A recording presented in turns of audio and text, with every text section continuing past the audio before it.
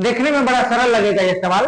प्रयागराज, वाराणसी और पटना, इनके बारे में 4 कथन है। पहला कथन है ये सभी देश की राजधानियां हैं।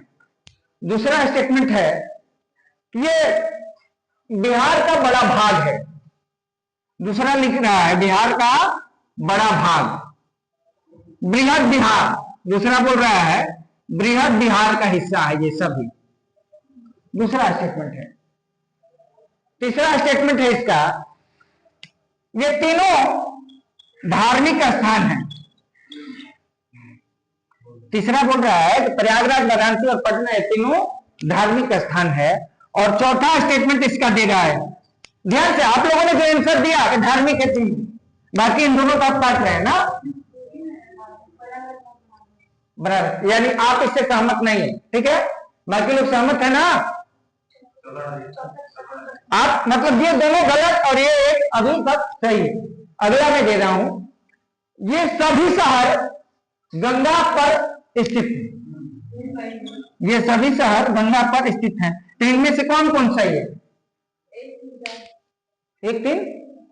आप जैसे मूर्ख अगर यही है ऑप्शन के पढ़ने वाले यही करेंगे।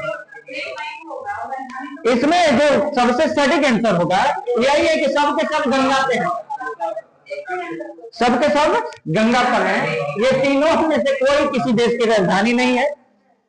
ये तीनों में से कोई किसी देश की राजधानी नहीं है। ये पटना सिर्फ बिहार का राजधानी है, न कि बाकी वो दोनों बिहार के ही बड़े हिस्से हैं, एक शहर बिहार का, ऐसा कुछ नहीं है। तीसरा, ये धार्मिक प्रयागराज ठीक है कि तीर्थराज है। वाराणसी ये मुख्य रूप से धार्मिक राजधानी है भारत की, लेकिन पटना में ऐसा कोई धार्मिक चीज नहीं है। पटना में महावीर मंदिर है, ठीक है, अच्छी बात है, लेकिन कोई धार्मिक प्रमाणिक ना उस तरह का विशेष स्थान जैसे चारों धाम वगैरह का है, पुरी वगैरह का ना, उस तरह कोई स्थान पटना का।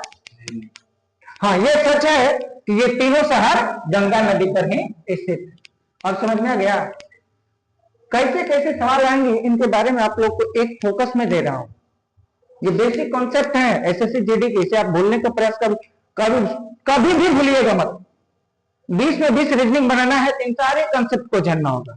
एक एक करके मैं आप लोग को अलग अलग वीडियो में भी प्रोवाइड कराऊंगा।